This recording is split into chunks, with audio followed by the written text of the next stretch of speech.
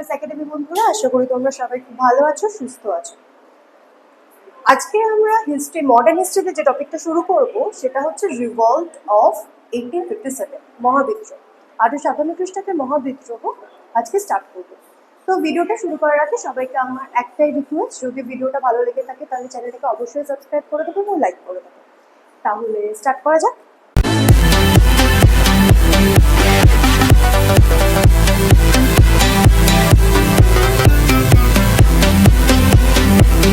Revolt মহাবিদ্রোহ শুরু করার আগে আমরা বেসিক কিছু ব্যাকগ্রাউন্ড সম্পর্কে জানবো, দেন তারপরে কেন মহাবিদ্রোহটা হয়েছিল সে বিষয়ে আমরা ডিসকাস করবো। ঠিক আছে, প্রথমেই বলি যে ব্যাকগ্রাউন্ড কোত্থেকে শুরু হয়েছিল। ফার্স্ট 1757 পলাশির যুদ্ধের পর ইংরেজরা কি করতে শুরু করেছিল? ব্রিটিশরা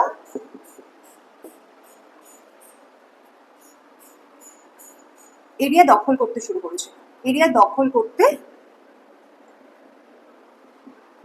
শুরু করেছিল, ঠিক আছে, কিন্তু একটা সমস্যা ছিল। তাদের যে এক্সপ্যান্ড পলিসিটা ছিল,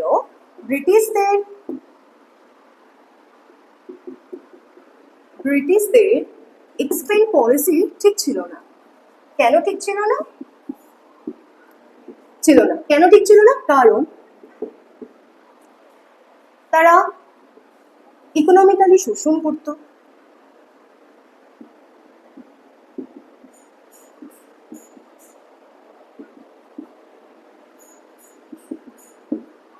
অ্যাডমিনিস্ট্রেটিভ দিক থেকেও সমস্যা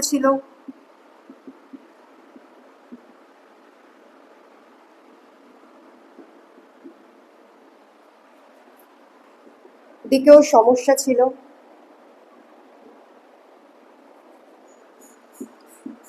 এবং তারা বিভিন্ন অ্যাডমিনিস্ট্রেশনের ক্ষেত্রে বিভিন্ন চেঞ্জেস নিয়ে আসে।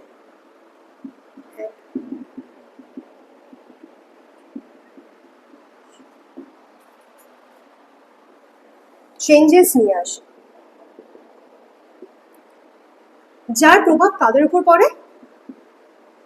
বা ভারতীয়দের উপর পড়ে।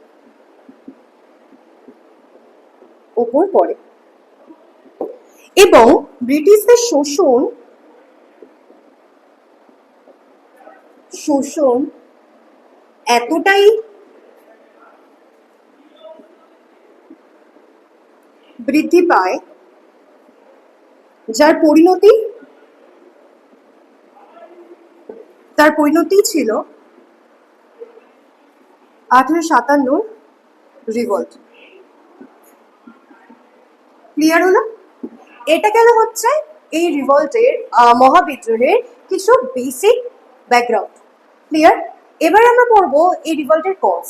ঠিক আছে, স্টার্ট করবো কজেস অফ রিভল্ট। আচ্ছা, এই বিদ্রোহ হওয়ার পিছনে কি কি কারণ ছিল? ফার্স্ট কারণ হচ্ছে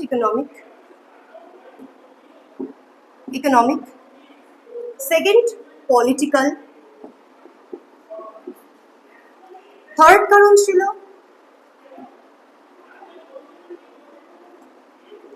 ইন্ডিয়ান ট্রেডার,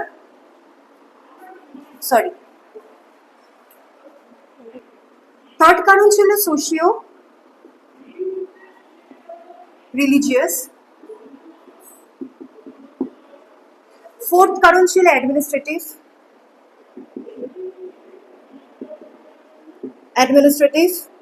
ফিফথ কারণ ছিল ডিসকন্টেন্ট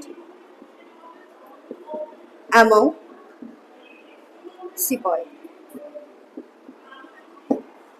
এই পাঁচটা কারণ ছিল এই রিভল্টটা হওয়ার পিছনে।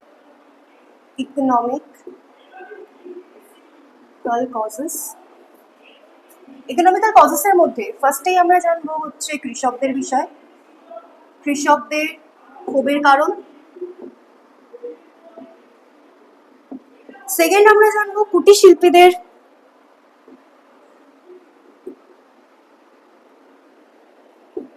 শিল্পীদের ক্ষোভের কারণ বা ক্ষোভের বিষয়। নেক্সট জানবো হচ্ছে ভারতীয় ব্যবসায়ীদের ক্ষোভের কারণ। ক্লিয়ার? আর জানবো হচ্ছে ফোর্থ, জমিদারদের ব্রিটিশদের বিরুদ্ধে ক্ষোভের বিষয়। এবার আমরা ফার্স্টে আলোচনা করবো এই কৃষকদের ক্ষোভের কারণ কি ছিল ব্রিটিশদের বিরুদ্ধে। মহাবিদ্রোহে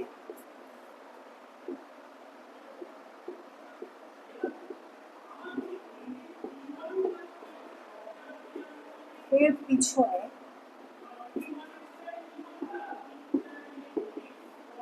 বিষয় কিছু কিছু ফার্স্টে যে কারণটা হবে সেটা হচ্ছে ব্রিটিশরা কি করেছিল, হাইলি আনপপুলার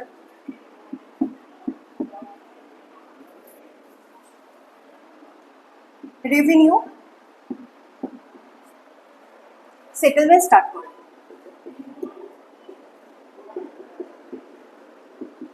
স্টার্ট করেছিল। এই আনপপুলার রেভিনিউ সেটেলমেন্ট মানে ট্যাক্স কালেক্ট করার বিষয় বলছে। এটা হওয়ার ফলে কি ক্ষতি হয়েছিল, যখন কৃষকদের ঠিকঠাক ফসল ফলতো না,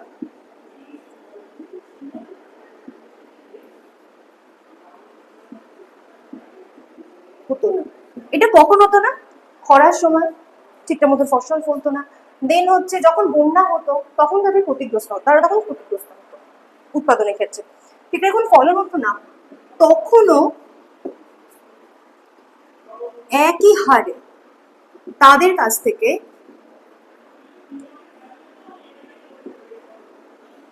থেকে ট্যাক্স নেওয়া হতো।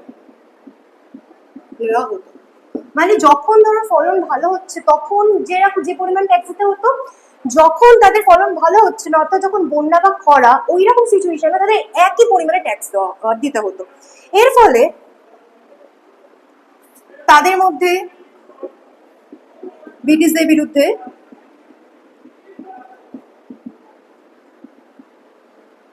ক্ষোভ জন্মেছিল। নেক্সট কি কারণ ছিল? নেক্সট কারণ ছিল অত্যাধিক পরিমাণে তাদের যে ট্যাক্স দিতে হতো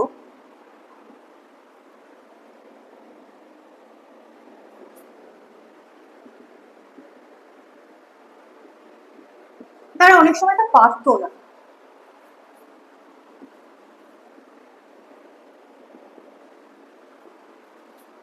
দিতে পারতো না। এর ফলে তাদের কি হতো? এর ফলে কাদের কাছে তারা ধার চাইতো? তারা মহাজন ও ট্রেডারদের কাছে ধার চাইতো, এবং সেই তারা যখন ধার দিত তার ফলেই তারা ট্যাক্স পেমেন্ট করতো। কিন্তু সমস্যা হতো এই মহাজনরা এবং ট্রেডাররা এই কৃষকদেরকে ভুল হিসাব টিসাব দেখাতো, বলতো যে তোমাদের এখনো ঋণ তোমরা শোধ করতে পারোনি, তোমাদের এখনো ঋণের বোঝা অত্যাধিক পরিমাণে আছে, এবং সেখান থেকে এর ফলে কৃষকরা কোত্থেকে সেই টাকাগুলো দিতে পারবে, তাদের কাছে কোনো টাকা নেই। এর ফলে তাদের কি করতে হতো? কৃষকরা তাদের জমি কাদেরকে দিত? মহাজনদের দিতে বাধ্য থাকত। এখানেও একটা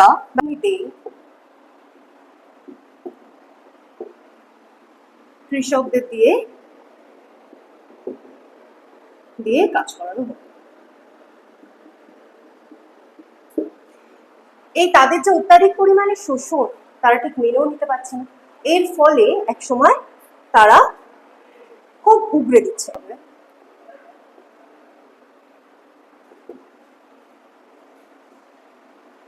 শিল্পীদের ক্ষোভের বিষয় বা ক্ষোভের কারণ। ফার্স্ট, যে কারণটা সেটা হচ্ছে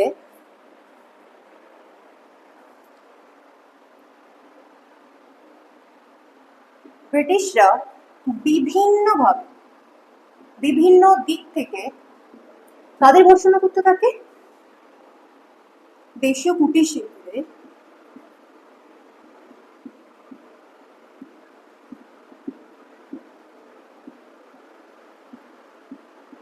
ভর্ৎসনা করতে থাকে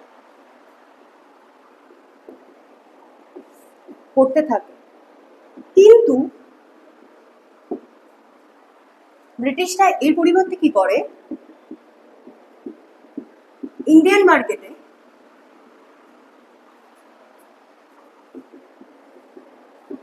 তাদের অর্থাৎ ব্রিটিশদের গুডসগুলোকে প্রমোট করতে থাকে।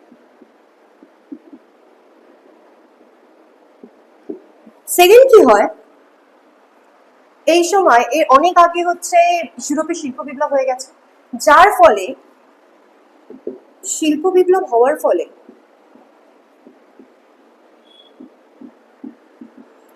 ফলে ব্রিটিশদের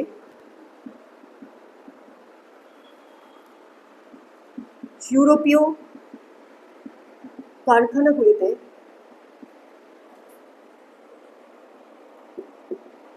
প্রচুর পরিমাণে গুডস তৈরি হতে থাকে।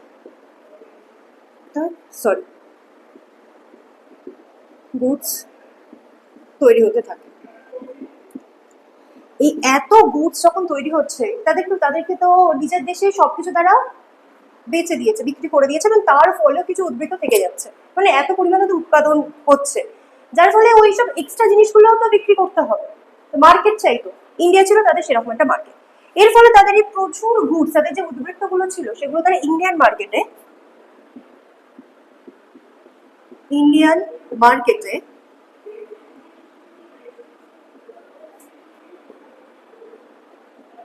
তাদের গুডসগুলি বিক্রি করতে থাকে। এখানে ইম্পর্টেন্ট পয়েন্ট হচ্ছে তাদের এই গুলি দাম ছিল অনেক কম।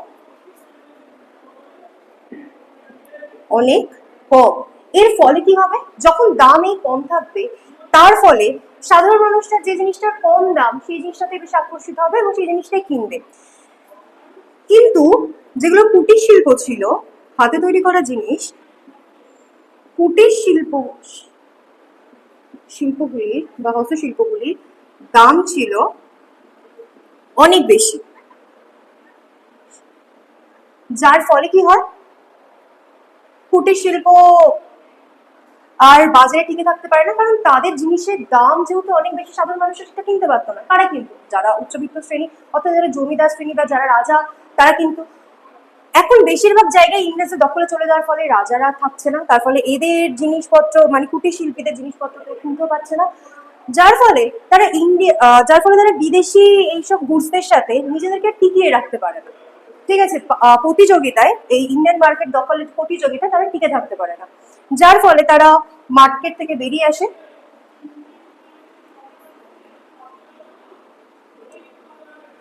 এর ফলে তাদের তো রোজগার করে খেতে হবে, না খেতে পারে তারা তো মারা যাবে, তো তার ফলে এর ফলে তাদের মধ্যে একটা ক্ষোভ সৃষ্টি হয়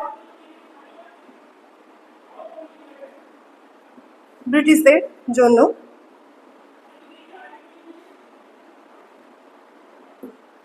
ক্লিয়ার? এটা গেল হচ্ছে কুটির শিল্পীদের ক্ষোভের কারণ।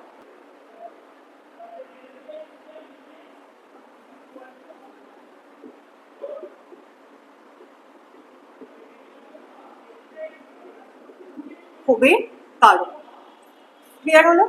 ফার্স্টে যে কারণটা সেটা ছিল ব্রিটিশরা কি করেছিল, ভারতের রপ্তানিজাত পণ্যের উপর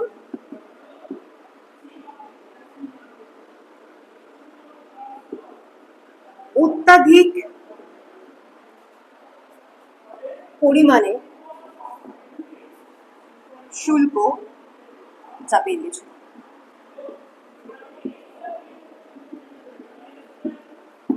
কিন্তু তার পরিবর্তে তারা কি করেছিল,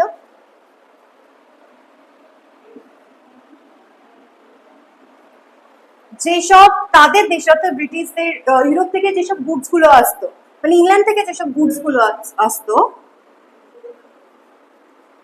তাদের দেশের যেসব গুডস গুলো আসতো সেই সব বস্তুর ওপরে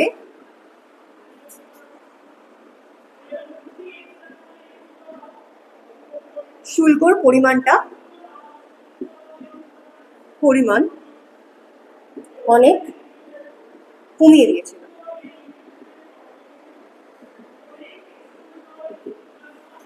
অত্যাধিক পরিমাণে যদি শুল্ক চাপানো হয় দেশীয় বণিকদের উপরে, তাহলে তারা বিদেশের তাদের জিনিসপত্র, তাদের গুডস গুলো আর নিয়ে যেতে পারবে না। এর ফলে তাদের কি হবে, তাদের ব্যবসার অত্যাধিক ক্ষতি হবে। এবং ইন্ডিয়ান মার্কেট, আমি আগেও বলেছি, আগের পয়েন্টে আমি ডিসকাস করেছি যে ইন্ডিয়ান মার্কেট অলরেডি ব্রিটিশদের ক্যাপচারে চলে গেছে, অলরেডি ব্রিটিশরা দখল করে নিয়েছে। কারণ তাদের জিনিসপত্র, তাদের গুডস প্রচুর পরিমাণে এখানে আসতে থাকে এবং সেগুলোর দাম অনেক কম থাকে, যার ফলে এখানকার সাধারণ মানুষও সেগুলো নিতে থাকে। কিন্তু আমাদের যে দেশীয় জিনিসপত্রগুলো ছিল, কুটির শিল্প যেগুলো ছিল, সেগুলো কি হয়, সেগুলো অত্যাধিক দামি হওয়ার কারণে সাধারণ মানুষও নিতে পারে না, যার ফলে তারা ইন্ডিয়ান মার্কেট থেকে বেরিয়ে যায়। মানে একই পরিণতি ঘটেছে দেশীয় বণিকদের উপরে। তারা যেসব গুডস গুলো বিদেশে রপ্তানি করবে, বিদেশে বিক্রি করবে, সেখানেও তাদের উপর অত্যাধিক পরিমাণে শুল্ক চাপিয়ে দেওয়া হয়। কিন্তু কিন্তু সমস্যা হয় যখন হচ্ছে ইংল্যান্ড থেকে যেসব গুডস গুলো ইন্ডিয়াতে আসে, সেই সেই গুডস গুলোর ওপরে কোনো সেই রকম পরিমাণে ট্যাক্স লাগানো হয় না, যার ফলে এখানকার প্রচুর জিনিস ভারতে চলে আসতে থাকে। কিন্তু এইখানকার মার্কেটে ইন্ডিয়ান যে জিনিস, সেগুলো আস্তে আস্তে বিলুপ্ত হতে থাকে, যার ফলে অনেক ক্ষতি হয় এবং তাদের মধ্যেও ব্রিটিশদের বিরুদ্ধে ক্ষোভ সৃষ্টি হয়। ক্লিয়ার? তাহলে দেশীয় বণিকদের ক্ষোভের কারণ ক্লিয়ার হলো। এবার আমরা পড়বো জমিদারদের ক্ষোভের কারণ।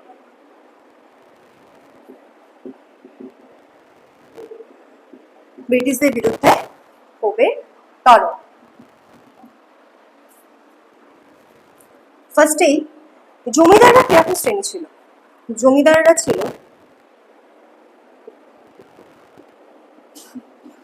অভিজাত শ্রেণী। এই ব্রিটিশদের আসার ফলে তাদের কি ক্ষতি হচ্ছে? ব্রিটিশরা যে এক একটা জায়গা দখল করে নিতে থাকে, তার ফলে জমিদারদের যে পাওয়ার, সেটা কমে যায়।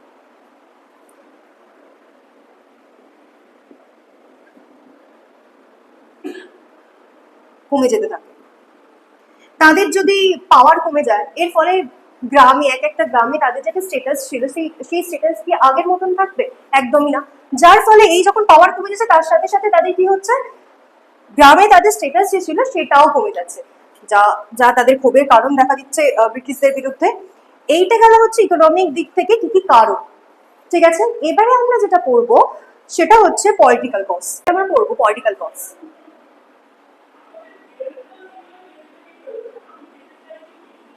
কজেস। ব্রিটিশরা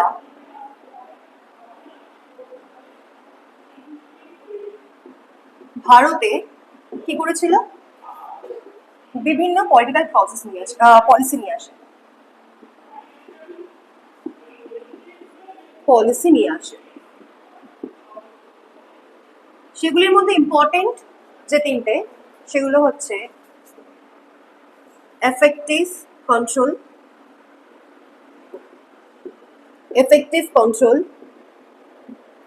সেকেন্ড হচ্ছে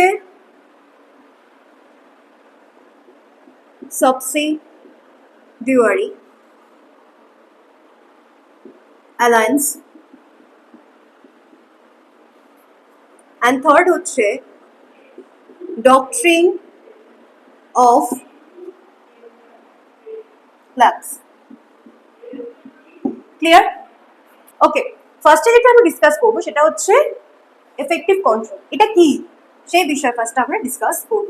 যখন ব্রিটিশরা এখানে বিভিন্ন জায়গা দখল করে নিয়েছে, অলমোস্ট কমপ্লিট হয়ে গেছে, তখন ব্রিটিশরা বেশ কিছু এরিয়া বা জায়গা যুদ্ধের মাধ্যমে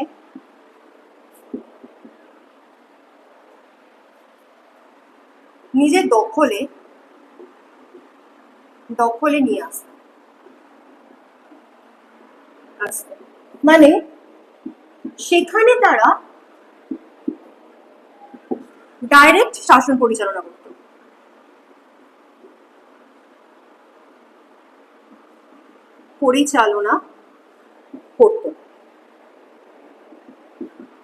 ঠিক আছে, এবং সেখানে যেহেতু ডাইরেক্ট তারা শাসন পরিচালনা করছে, সেই কারণেই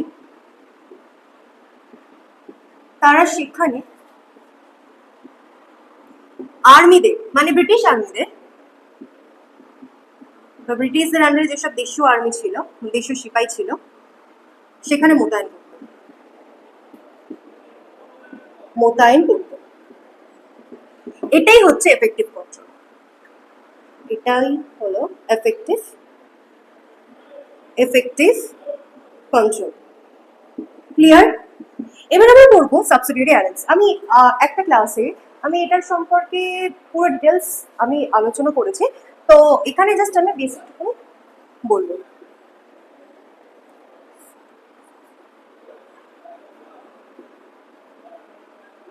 অ্যালায়েন্স, সাবসিডিয়ারি অ্যালায়েন্স কি? এটা হচ্ছে এক প্রকার ট্রিটি,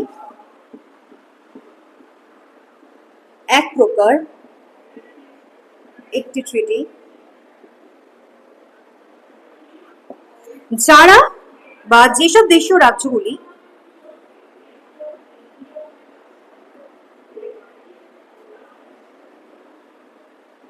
এই অ্যালায়েন্স বা এই ট্রিটি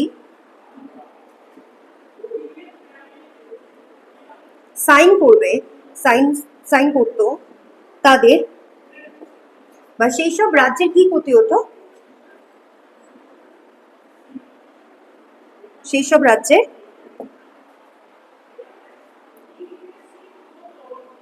সার্বভৌমত্ব হারিয়ে যেত। তো হারাতো মানে যারা যেসব দেশীয় রাজ্যগুলি, যেগুলো ইন্ডিয়ান স্টেট ছিল, যেসব দেশীয় রাজ্যগুলি এই সাবসিডিয়ারি অর্থাৎ এই ট্রিটিটা সাইন করবে ব্রিটিশদের সাথে, সেসব দেশীয় রাজ্যগুলি তাদের যেটা সার্বভৌমত্ব ছিল, সেই দেশীয় রাজ্যগুলি সেগুলো হারিয়ে ফেলতো তারা। এবং সেই এরিয়াগুলিতে ব্রিটিশরা তাদের একজন করে কি পাঠাতো? রেসিডেন্টকে পাঠাতো বা রেসিডেন্ট নিয়োগ করতো।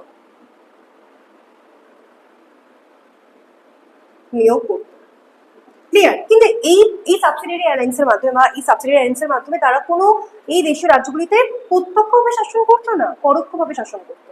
ঠিক আছে, মানে যা ডিসিশন নেবে যে সেই দেশীয় রাজ্যের রাজারা চাইলেই নিয়ে নেবে, এরকম কোনো ব্যাপার ছিল না, এরকম তারা করতে পারতো না।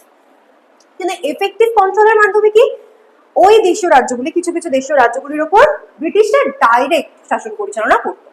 ঠিক আছে, এইটা গেল এফেক্টিভ, আর এটা গেল সাবসিডিয়ারি অ্যালায়েন্সের বিষয়। এবার থার্ড যেটা বলবো,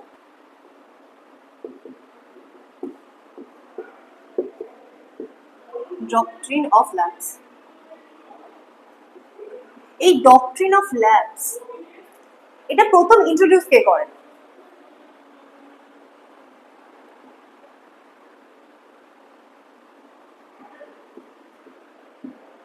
ল্যাপস প্রথম ইন্ট্রোডিউস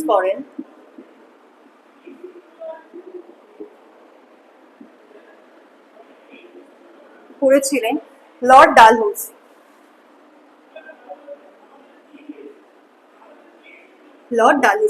এই কোশ্চেনটা কিন্তু খুব ইম্পর্টেন্ট। সেটা হচ্ছে ডক্ট্রিন অফ ল্যাপস, এই প্রথম এটা কে ইন্ট্রোডিউস করেন? এটা হচ্ছে লর্ড ডালহৌসি প্রথম ইন্ট্রোডিউস করেন। ঠিক আছে, এর মাধ্যমে লর্ড ডালহৌসি কি করতে চেয়েছিলেন? এর মাধ্যমে তিনি দেশীয় রাজ্যগুলিকে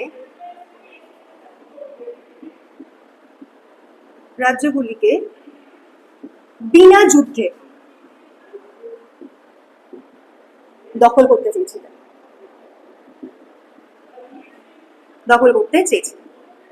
আচ্ছা, এর মধ্যে কি সব দেশীয় রাজ্য করতো? ডক্ট্রিন অফ ল্যাপসের মধ্যে কেমন কেমন দেশীয় রাজ্যগুলিকে তিনি বিনা যুদ্ধে দখল করতে চেয়েছিলেন? যেসব দেশীয় রাজ্যগুলিতে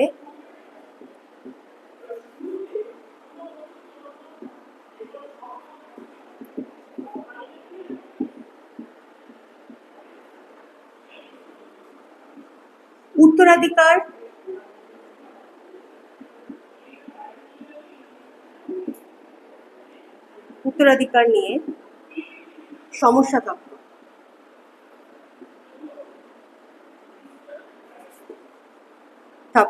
মানে যেসব দেশীয় রাজ্যে কোনো পুত্র সন্তান, যেসব রাজার ছিল না, যেসব রাজার কোনো পুত্র সন্তান ছিল না, সেই সব দেশীয়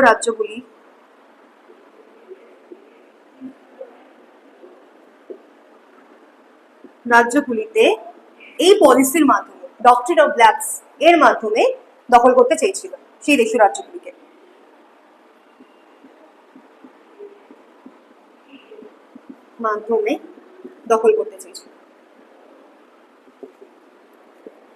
আগে কি হতো, আগে অ্যাডপ্ট করতো, যদি ধর পুত্র সন্তান নেই সেটা অ্যাডপ্ট করতো, অ্যাডপ্ট করার মাধ্যমে সে অ্যাডপ্টেড সনকে সিংহাসনে বসানো হতো, সে শাসন পরিচালনা করতো। কিন্তু এই ডক্ট্রিন অফ ল্যাপসের মাধ্যমে বলা হয় যে ডালহৌসি বলে যেসব রাজ্যের রাজার কোনো পুত্র সন্তান থাকবে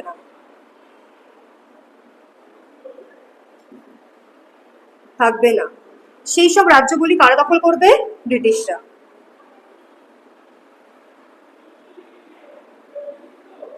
ব্রিটিশরা দখল করবে। আচ্ছা,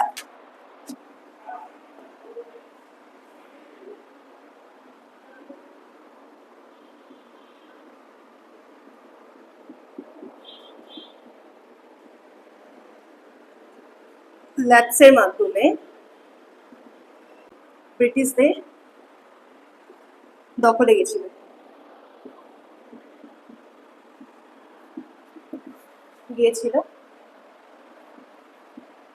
ফার্স্ট সাতারা কত খ্রিস্টাব্দে গিয়েছিল? 1848 খ্রিস্টাব্দে সাতারাকে ব্রিটিশরা দখল করে নিয়েছিল ডক্ট্রিন অফ ল্যাপসের মাধ্যমে। Next Jaipur and Sambalpur. এই জয়পুর অ্যান্ড সম্বলপুর কত খ্রিস্টাব্দে ডক্ট্রিন অফ ল্যাপসের মাধ্যমে ব্রিটিশদের দখলে চলে যায়? 1849। থার্ড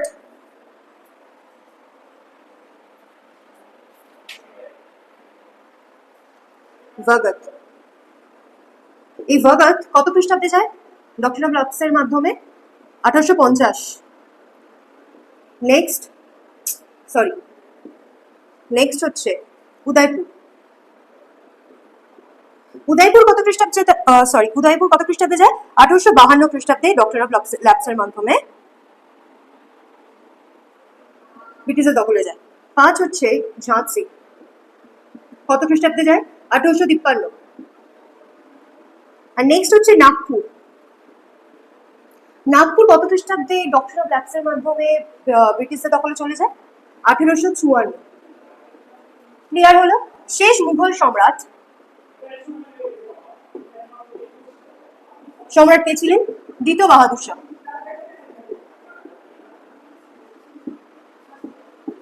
শেষ মুঘল সম্রাট দ্বিতীয় বাহাদুর শাহর পুত্র, যার নাম ছিল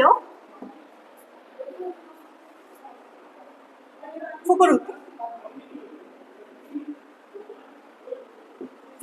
তিনি অর্থাৎ এই ফখরুদ্দিন কত খ্রিস্টাব্দে মারা যায়? 1856-এ। মারা গেলে ব্রিটিশরা 1856 খ্রিস্টাব্দে ফখরুদ্দিন মারা গেলে ডালহৌসি কি বলেন? ডালহৌসি বলেন যে এরপরে যেসব প্রিন্সরা আছেন তারা আর মুঘল প্রিন্সরা আর কোনো টাইটেল ইউজ করতে পারবে না। ক্লিয়ার? কোনো টাইটেল রাখতে পারবে না, এবং তার সাথে আর কি করতে পারবে না? মুঘলদের যে প্যালেসগুলো ছিল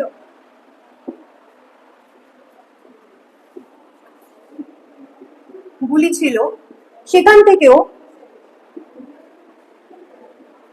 তাদের চলে যেতে হবে, চলে যেতে হবে। ক্লিয়ার? এটা ডালহৌসি বলে দিয়েছিল। নেক্সট আরেকটা, এর ফলেও বাহাদুর শাহর মধ্যে খুব সৃষ্টি হয়েছিল এবং যারা আদার্স প্রিন্সরা ছিল, রাজপুত ছিল, তাদের মধ্যে খুব জন্মেছিল। এবং তার সাথে একটা ঘটনা ছিল, যেসব এরিয়াগুলি ব্রিটিশরা দখল করে নিত,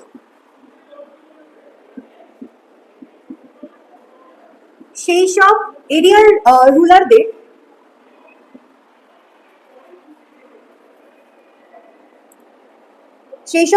কি করা হতো, পেনশনার হিসাবে তাদের অন্য স্থানে পাঠানো হতো। কিন্তু একটা সমস্যা ছিল, ব্রিটিশরা কি করে, ধীরে ধীরে এই পথটাকে অ্যাবলিশ করে দেয়, যে পেনশনার হিসাবে আর কেউ থাকবে না। ব্রিটিশরা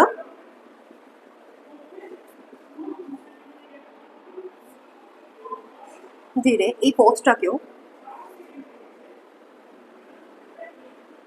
অ্যাবলিশ করে।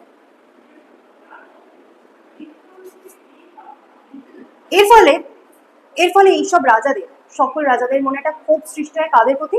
ব্রিটিশদের প্রতি। ঠিক আছে? অ্যাডমিনিস্ট্রেটিভ।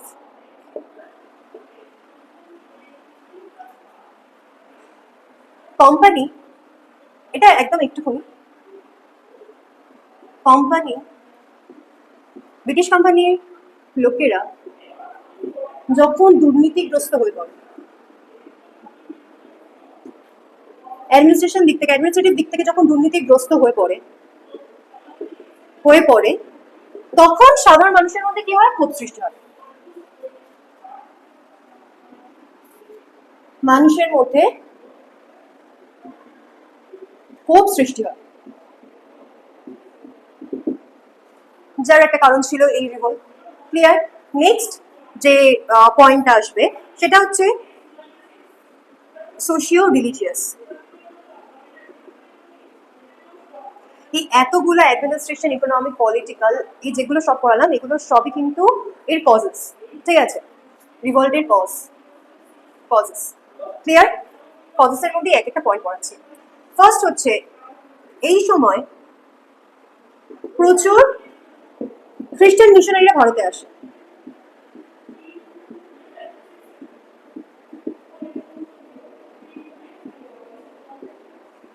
যার ফলে এই খ্রিস্টান মিশনারিদের ভারতে আসার ফলে, বা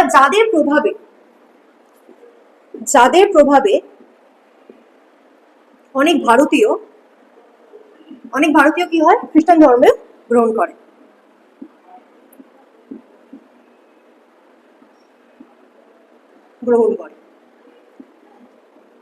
এই ঘটনাগুলো কি যারা ধর্মীয় ব্যক্তি তাদের মেনে নেওয়া সম্ভবপর? একদমই না। এই ঘটনাগুলি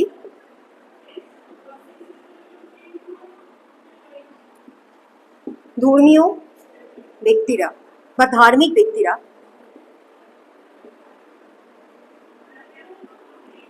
ব্যক্তিরা মেনে নিতে পারে না। এর ফলে তাদের মধ্যে ক্ষোভ জন্মায়। নেক্সট, ব্রিটিশরা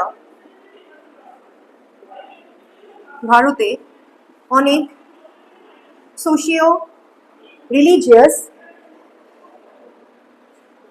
রিফর্ম নিয়ে আসে। সেগুলো কি কি তারা নিয়ে এসেছিল? ফার্স্ট, 1829 খ্রিস্টাব্দে সতীদাহ প্রথা রদ। 1856-তে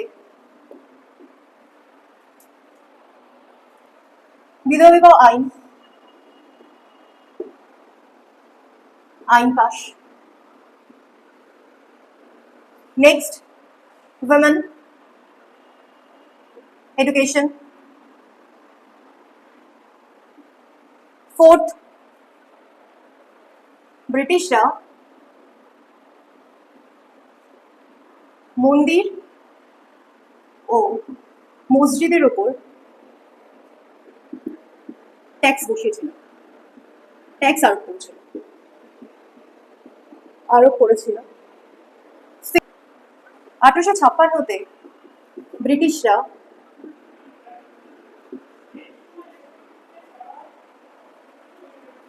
রিলিজিয়াস ডিসাবিলিটি অ্যাক্ট নিয়ে আসে। আচ্ছা, এই রিলিজিয়াস ডিসাবিলিটি অ্যাক্ট এটা কি অ্যাকচুয়ালি? ধরো কারোর পিতা হিন্দু ধর্মের লোক, ঠিক আছে, কিন্তু তার পুত্র অন্য ধর্ম গ্রহণ করেছে,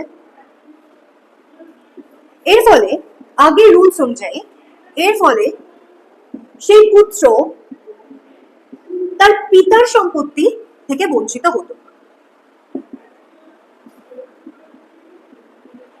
কিন্তু এই রিলিজিয়াস ডিসাবিলিটি অ্যাক্টের মাধ্যমে এটা গ্রান্টেড করা হয় যে পিতা এখন হিন্দু ধর্মের লোক, ঠিক আছে, বা মুসলিম ধর্ম, যে কোনো ধর্ম হতে পারে লোক, এখন তার পুত্র সন্তান কি করেছে, সে এখন অন্য ধর্ম গ্রহণ করেছে।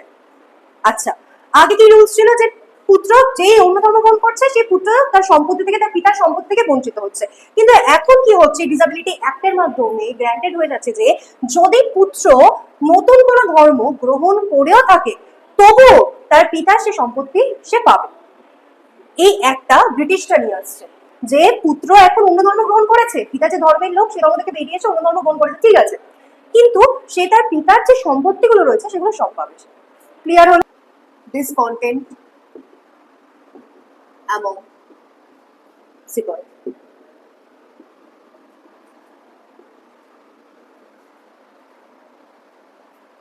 আচ্ছা, 1857 খ্রিস্টাব্দের মহাবিদ্রোহের পিছনে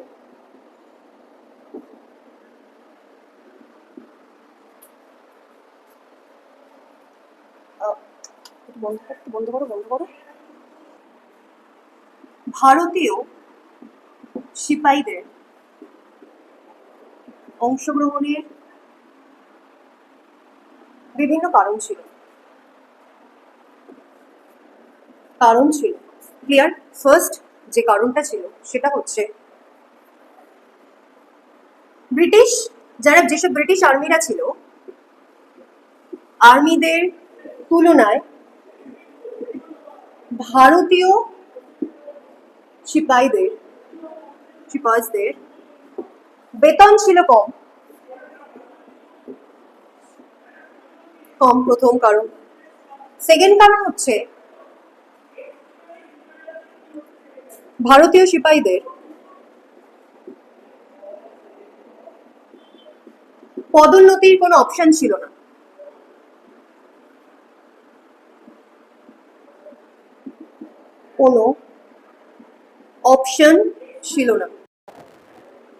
থার্ড কি কারণ ছিল? ভারতীয় হিন্দু যেসব সিপাহী ছিল, সিপাহীদের তিলক কাটা, কপালে তিলক কাটা,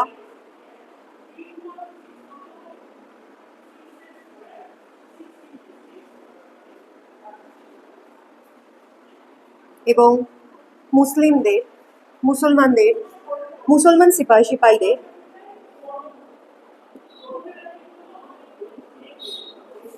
দাড়ি রাখার ক্ষেত্রে নিষেধাজ্ঞা জারি করা হয়। অর্থাৎ তাদের ধর্মীয় ভাবাবেগে আঘাত আনা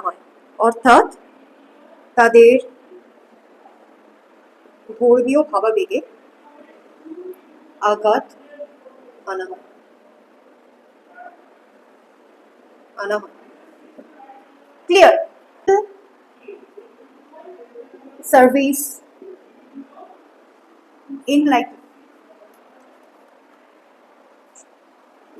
ইংলিশমেন্ট অ্যাক্টের মাধ্যমে একটি অ্যাক্ট জারি করা হয়। এই অ্যাক্টের মাধ্যমে কি বলা হচ্ছে, বলা হয় যেসব ভারতীয় সিপাহীরা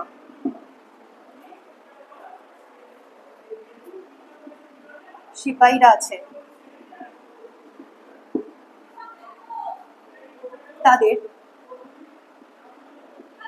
তাদেরকে পক্ষ থেকে সংগঠিত যুদ্ধে অংশগ্রহণ করতেই হবে। এটা কিসের মাধ্যমে, কোন অ্যাক্টের মাধ্যমে জারি করা হয়? জেনারেল সার্ভিস এনলাইটমেন্ট অ্যাক্টের মাধ্যমে এটা বলা হয় যে ভারতীয় সিপাহীদের কি করতে হবে, ব্রিটিশদের দ্বারা সংগঠিত যেসব যুদ্ধ হবে বা ব্রিটিশদের যে যুদ্ধে অংশগ্রহণ করবে সেই যুদ্ধে এই ভারতীয় সিপাহীদের যেতেই হবে। ক্লিয়ার হলো? এই ভারতীয় সিপাহীরা প্রথমে কি হতো, ভারতীয় সিপাহীরা যখন অন্য জায়গায় সার্ভিসে যেত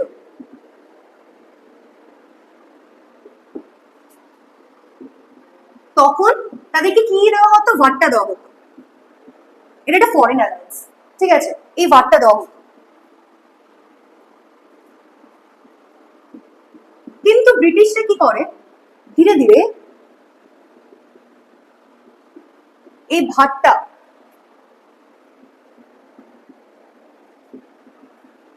ভাট্টাটাকে তুলে দেয়। ঠিক আছে, এর ফলে এই এত কিছু কারণের ফলে সিপাহীদের মধ্যে ক্ষোভের জন্ম দেয়, যার ফলে তারাও বিদ্রোহে অংশগ্রহণ করে। এগুলো হচ্ছে সবকিছু কজেস, কারণ ছিল। এর পিছনে কিছু প্রত্যক্ষ কারণও ছিল, ঠিক আছে, সেগুলো নেক্সট ভিডিওতে আমরা আলোচনা করবো। প্রত্যক্ষ কারণ কি ছিল, দেন এর নেচার কি ছিল, তারপরে এই বিদ্রোহ দমন কি করে হয় এবং তার পরবর্তী পর্যায়গুলো কি হয়েছিল সেগুলো নিয়ে পরের ভিডিওতে আমরা ডিসকাস করবো। ততদিন পর্যন্ত সবাই ভালো থাকবে, সুস্থ থাকবে।